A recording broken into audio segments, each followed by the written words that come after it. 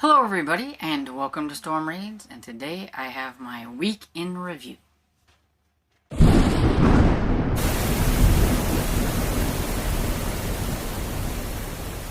Hello everybody, I got my weekend review like I said, and so this is just things that I did entertainment wise, what I've read, what I'm currently reading, some YouTubers that I've watched, and if I watched anything maybe on TV or whatever. Just, all that kind of good stuff. So we're going to start with the books because I have read quite a few. And so last week I finished up Watchers by Dean Koontz, and I really enjoyed this. I wouldn't say it was wowing or anything like that, but I really did enjoy it overall. I think mostly because I was listening to it on audio. Give credit where it's due. This was a chunky one, and I do think if I was reading it with my eyes, it probably would have took me a while because I may have gotten a little bit bored in some parts and things because it wasn't quite as action-packed as I was hoping it was going to be. The monster was not really involved as much as I thought it was going to. This one, basically, you're following Travis, who finds Einstein in the woods, and then through Einstein, he meets Nora, and then they are together. Then you've got the police, the government, the scientists, the ones, you got a hitman who is out to get them as well. You've got all these people that are chasing after them as they're trying to protect Einstein from not only having to go back to the lab, but from the monster and all that kind of stuff too. And it spans like a whole 6 or 7 months. So it's not like just everything just happens. So, I mean, you're just following them through all this, through about 6 months worth of stuff. So that's why I said it. I think if I wouldn't have had the audiobook, it may have taken me longer because I do get bored kind of easily when it comes to things like that. If it's not real super fast paced and things, and it will take me a little bit longer to get through a book. I would have probably put it down and wanted to read something else, but instead I really plowed through it fairly fast, I think. I mean, I did have to put it down for a couple of buddy reads that, happened during the same time I was reading this, but overall, got it done pretty quick, and I enjoyed it. And speaking of one of those buddy reads, The Other Sister by Jessica R. Patch. I read this with Michelle. It was our first buddy read, and it was a lot of fun. I really like Jessica R. Patch so far from what I've read. This is only my second book from her. Very, very different from the first book that I read from her. It was a love-inspired suspense. This one is more of a Christian fiction thriller, and it was totally different. And don't let the Christian fiction part throw you off or anything. It really just means that it was a clean thriller, pretty much. Just goes to show you you don't have to have a lot of nasty in anything to make something fun, because this was really good. And so this is about a lady who finds out that she had an identical twin sister that she didn't know after the death of her mother. And so she decides that maybe she should look her up, and she's living kind of the posh life, and so she's always had a hard life. So she's kind of wondering, why did the person just take her and not both of them? Or why did her mom just give up the one and not her? All those things, she wants to know. And so she decides to contact the lady, and they meet, but then something happens, and just go to say that the grass isn't always greener on the other side. And the lady gets herself into some things that maybe she wished she'd never gotten herself into. And it was really good. I thought I knew where it was headed, and then it hit me with a curveball. So, I mean, it definitely had quite a few twists, just when you thought maybe you might have it figured out. Now, I don't read a lot of thrillers, so somebody else may actually figure it out before I did or anything, but, I thought we were doing pretty good, me and Michelle trying to figure things out, and then we kind of got hit by something else, so it was like, whoa. So, yeah, it was good. Then, Without Due Process by J.A. Jance. So this is the 10th book in the Beaumont series. So that one was with my buddy reading friends for that, what I call the Jance buddy read group. And so I didn't figure this one out either, but I will give props to Esther Jane for figuring out a part that I don't think anybody else figured out. So go Esther Jane. And yeah, so this one was kind of a solemn tale because it's a little bit sad because it's about a cop and his whole entire family gets killed. Well, except for one, because he was hiding in the closet, a little kid. But somebody else ended up taking his place because a boy was staying the night there and he got killed instead of the other one. So, I mean, that's kind of another tragedy on its own. And then you're just going through trying to figure out, was it gang members or was it dirty cops? And then who might they be? I really wanted it to be this one that it didn't turn out to be, but I still think there's something hinky with him, and I hope he ends up getting back. I don't like this one cop. I don't. But anyway, it was really good. There's only been one Beaumont book so far that hasn't really been high up on, a favorite. I can't remember which one it was. Like the name of it off the top of my head. I think it was number 7. But I don't remember what the name of it is. But it wasn't a favorite. But other than that, they've all been pretty good hits. And even the one that I didn't extremely like, I still liked. So I'm really liking Beaumont. And so then I have another by Paul Tremblay, and this is a middle grade horror book. This is from a adult horror author.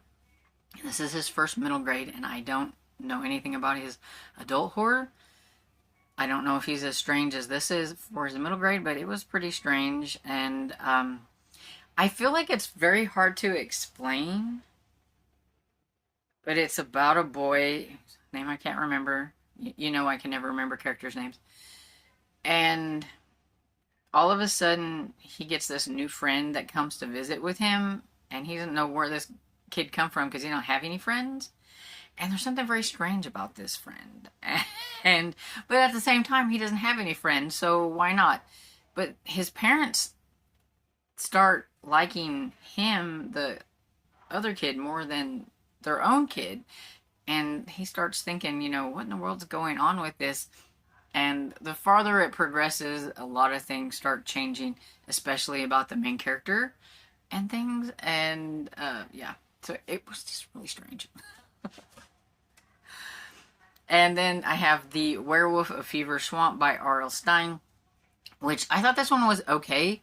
But I think my problem with this one is that several years ago, I had read a graphic novel collection of 3 monster stories, and this one was in it, so I kind of knew how it ended. I mean, it was really weird how I remembered, oh, I think I know who the werewolf is, in the back of my mind, and I'm like, how do I know this? Why do I know that? And that's when I remembered that I had read it, so it kind of ruined the ending part, because I already kind of knew, so, I mean, it was still a good story.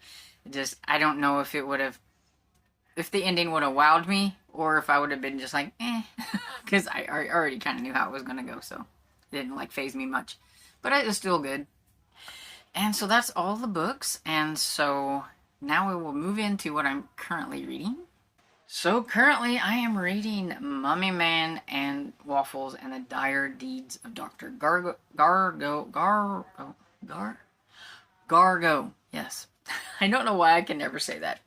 And everything. This is by Steve Billing. I probably never can say that right. And the illustrations are from Rob Mamaritz.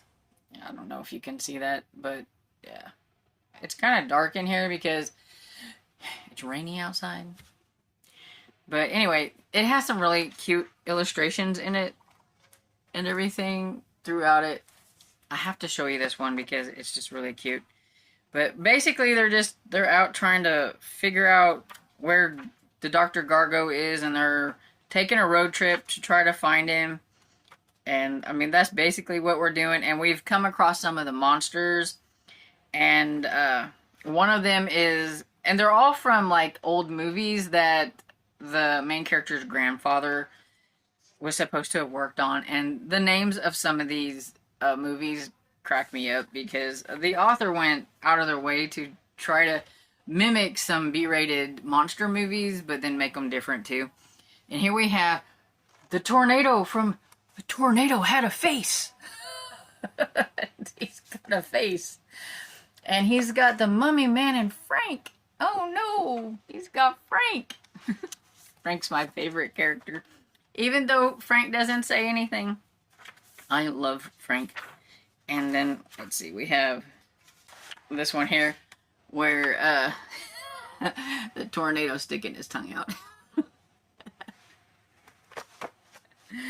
And it's just cute. It's silly and it's cute. And if you want a fun book that has some like creatures or some monsters in it, but you don't want to be scared, definitely pick up book 1, which is just Mummy Man and Waffles, and you'll have a good time. It was fun. In that one it has, and I know people don't like clowns, but I mean, it was the silliest of clowns. It's a clown Dracula named Count Wacula. So, I mean, that was the bad guy in that one. And then you have some zombie squirrels. We have measle weasels in this one. In the first one, we had zombie squirrels. Okay. And then the next one I have is Phantom Academy by Kristen Vernig, which is about a kid who dies at the very beginning of the book in a horrible way. Just, I don't know. It was just outlandish way. But I guess it could happen. So, I mean, it could happen. Anyway, he's having to go to Phantom School as a ghost. He thought, man, well, now he's dead. He won't have to go to school. But no, he still has to go to school. He has to learn how to be a ghost and the do's and don'ts and everything. But for some reason, he can talk to the photos on the walls and nobody else can. So I don't know what's going to come of that, why he can and nobody else can. But one of the adult ghosts, I think he knows something. And he's a little creepy. And then we have Give Me Something Good to Eat by D.W. Gillespie. And this one, I'm about 65 or so percent into it. It will probably be the one that I finish out of these the quickest, I guess you could say. Because I'm listening to it on audio, and the other two I'm eyeball reading. But it's about a boy who he knows that on Halloween kids go missing, and so he's bound and determined to make sure that it didn't happen to his sister. But of course, he is like I'm going to say they might be around 13 or so. They're like early teens maybe, or almost there. And so he's letting himself get distracted by girls. Not the fact that he really was into the girls, but the fact that his friend was into the girls. And so, yeah, he let himself get distracted, and his sister got swiped, and so now they're having to try to go into the world of where this creature is from and everything, and try to figure out how to get Meggie back. And there might have been a spider web and a spider and things like that. And there was a really nasty little part in it with this witch and the snake in the mouth, and it's kind of gross. But yeah, so far it's not been too bad. Okay, so that's all I'm currently reading right this moment. And so a few people that I have recently watched. So I have a couple of non-booktubers and then a couple of booktubers. So the first non-booktuber channel, she's actually a booktuber, but she also plays the Sims game. And so we have Amanda Plays Sims. And I was just watching her play the Ultimate Legacy Challenge. I kind of went down a rabbit hole. I used to love playing Sims back when it was like Sims 2 and things like that. Now they have like Sims 4 and a lot of packs and a lot of fun things. And this one lady made up some kind of legacy challenge where you start in like medieval times with your Sims and you work through the years. It's like every 4 days in Sims world is a year. So you're working your way all the way up to 2020 with this challenge. And so it was kind of interesting. I had never seen like some medieval type like Sim stuff, which I thought was kind of fun. And everything. It makes me wish I had a gaming computer so that I could play it. But then I think Sims is one of those things where you have to invest a lot of money into as well. So I just watched them on YouTube.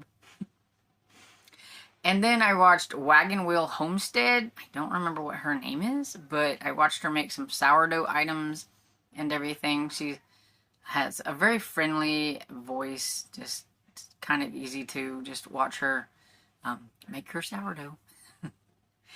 And then I have Chloe from Always Books. I watched her weekly wrap-up and some other things. I don't remember exactly all, but I watched a couple of her videos during the week. And then I watched Birdie in the Books. Alicia, or I think that's how you say her name. Alicia or Alicia, I'm not sure exactly. But I watched her talk about her October pile of possibilities that she had. And then I watched Heather from Bookables and her thriller recommendation video that she had. When I was trying to find something that I could show, it really showed that I watched a lot of things that nobody else is going to be interested in but me. I was like, oh, maybe I should watch a little bit more bookish content. There was a lot of Sims. I did go down a rabbit hole. It wasn't just Amanda play Sims. I watched a lot of other people play Sims as well. So, yeah, it was a week. And anyway, so what did I watch movie-wise? And so I watched one movie called Razortooth, about a giant kind of like eel with nasty mouthful of teeth, and it almost reminded me of one of those like really CGI'd snake movies, like the big anaconda snakes or whatever, except it was supposed to be an eel, and it was really dumb. I don't recommend watching it. I watched it because I like to watch killer animal movies, and I watch the dumb ones as well as the good ones. But it's not something that I'd probably rewatch, but I watched it. And then TV series wise, I watched Rockford Files. Watched a few episodes of that, and I watched a few episodes of Heart to Heart. And so that's pretty much, besides like my background noise things that I always have on, that was pretty much what I watched. And so that is it. So let me know, as always, what was maybe your favorite book of last week, or a book that you're currently reading, if you'd like to tell me. Did you watch a new YouTuber that you would like to mention, or did you watch something fun on TV? Let me know down in the comments, and I hope you enjoyed this video, and if you did, please give it a thumbs up and subscribe, and I will see you all in the next video. Bye!